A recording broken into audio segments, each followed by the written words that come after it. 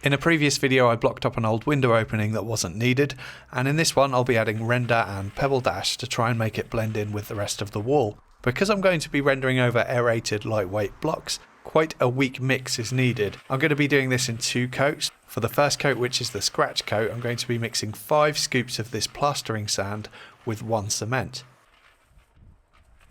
And I'm also going to add some of this integral waterproofer.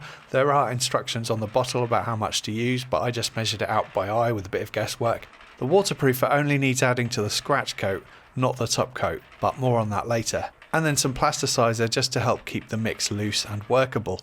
Aerated blocks are incredibly absorbent, so to make sure they don't soak up all of the moisture out of my render too quickly, I'm spraying them down with water first. Last time I used this mixer, I discovered that a wheelbarrow was too high to be able to pour it out properly, so this time I'm using a trug bucket, which was too low, so again I made a mess. Hopefully it'll be 3rd time lucky later in the video. To apply, I'm going to use my homemade hawk, a piece of plywood with the handle screwed on, and this trowel. This is the consistency of my render for the first coat, and I can load up the hawk and start getting it on the walls, and immediately I found I had problems. I chose plastering sand for this job because it's a fine, smooth sand, which is supposed to be ideal for rendering, but as you can see, there were quite a lot of big pebbles in it too, which really should not be there. I mean, look at the size of this one. So never buy your plastering sand from B&Q because this stuff is awful to work with. But this is the sand that I had to hand, and with the mixing already done, I had no option but to use it. You can see from this footage just how quickly the aerated blocks suck up the moisture from the mix. It's already starting to dry out and you really do have to work quite quickly, particularly if it's a warm day. I'd already made up a little scratching stick thing, which is just a few screws through a scrap of wood, and using this I can key the surface of the render, which is going to give the top coat something to bite onto. This is why it's called a scratch coat, and this doesn't need to look pretty. So that's the scratch coat done, and I can't begin to explain to you how frustrating that sand was to work with. And I just don't understand it either. Surely whoever makes this sand must put it through some kind of sieve-like thing to filter out all of the particles that are too big. It's one of those you had one job situations. Anyway, now this has had a couple of days to dry, it all looks good apart from one small area, and I'll bring you in closer to show you what happened. So as a result of the issues I was having with the sand, as I was applying it, I had a bit of gravel here, which meant that I couldn't get it onto the wall properly, and I worked my way up, and then eventually I realised that this part here hadn't adhered properly. So I kind of scraped it off and put a new bit in there, but by that point I think the mortar had dried out too much on the face of the block, so it just didn't stick properly. So when I came back to this after it had all dried, I did a quick tapping just to check where it was solid, similarly to what I do with veneer on furniture, funnily enough, to make sure that it's adhered properly. And I could tell that this part was hollow, so I just chiseled this piece out, and I'm going to try and patch this up before I do the top coat of render. So exactly the same mix here yet again, just to patch up that area, and then I left it all to dry for a few days. And it was then time for the top coat, and this is the moment I realised my spray gun was broken, just what I needed. That meant I needed to do a lot of trips back and forth to the tap to turn it on and off. For the top coat I'm doing an even weaker mix. This is 6 sand to 1 cement, plus a bit of plasticizer, no integral waterproofer this time, but yeah, apparently the top coat needs to be weaker than the scratch coat. This time I propped up the trug bucket on a couple of blocks and it was the perfect height to unload, so Goldilocks was happy.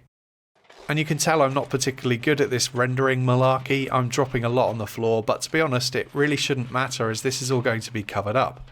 And again, this is more about working quickly, so I just need to get the area covered so that I can move on to the pebble dashing.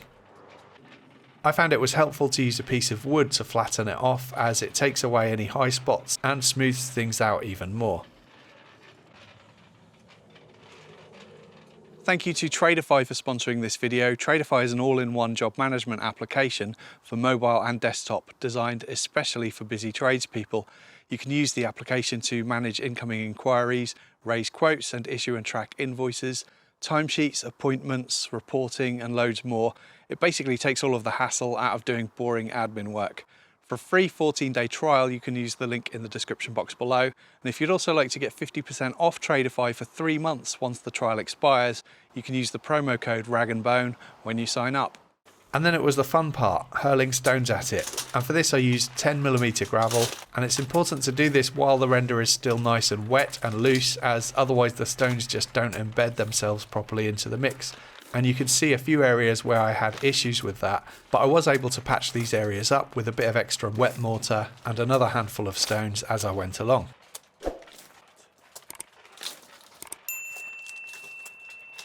Then I can concentrate on filling the areas around the edges, getting in there with a little filler knife and then throwing some more stones on, and it's pretty forgiving stuff to work with. As you can see, the impact of the stones hitting the render just kind of blends everything in nicely, so this part isn't difficult at all. And then I can clear up all the excess stones. Not sure what I'll do with these, but they will get used for something. I then spent some time cleaning up any excess render with a damp sponge and a hose. It's a couple of days later now, so it's all dry, and I think it went okay. The second coat of render was a lot easier to apply than the scratch coat, and I think that's because I applied it a bit thicker, so the big bits of gravel in the sand wasn't so much of an issue. It was difficult to get the pebbles on there while the mortar was still loose enough to take it. Ideally, I think you'd have one person applying the render and then another person following behind throwing the pebbles. I think that would give the best results. Even though I started early in the morning, around 8 AM, it was a warm day, so the mortar did start curing really quickly. It'd have been much better to do this on a cooler day. I'm not sure if this will come across on camera, but if I sight down the length of the wall from the side, I can see that the area that I rendered isn't perfectly true to the wall. There's an ever so slight dip in the middle, but I did the best I could in the circumstances, and I'm hoping that by the time this is all painted in, it's not really going to be visible by eye. If I offer up a straight edge to the wall, obviously it's difficult to get a reference for how big that gap is because Pebbledash by its very nature is very higgledy-piggledy, but I would say I'm probably 6 or 7 millimeters out in both directions. Now I've just got to hope that most of the pebbles stay on the wall. I'm sure some will come off, but hopefully it'll be okay. So on with the paint which we had left over from painting the rest of the bungalow, and I'm using a deep pile roller for this. Painting Pebbledash is notoriously very difficult, but this tends to get most of it covered, but inevitably there's still a lot of areas that need touching up with a brush. And if you're wondering how many stones I lost, a few fell down, but actually it was about twice as many as this here, as there were quite a few stuck in the roller sleeve too, but not too bad really. Once everything was painted in, it kind of highlighted a few areas where I hadn't done a great job around the perimeter of the opening, so I actually came back and touched up a bit more right over the paint, and then painted it all again, and eventually I called the job done. And it blends in about as well as I could have hoped, I think. Obviously it was never going to look perfect because there are so many variables here. For example, the 10mm gravel that I used had some really small pebbles in, and the older render doesn't have that. And also the old render has about 5 coats of paint on it, whereas this only has 2. But it looks so much better than it did before, so for that reason I'm reasonably happy with it. If I were to do it again, I can't say there's too much I'd do differently other than buying a better quality rendering or plastering sand and maybe having a second pair of hands to apply the pebbles behind me as I was rendering.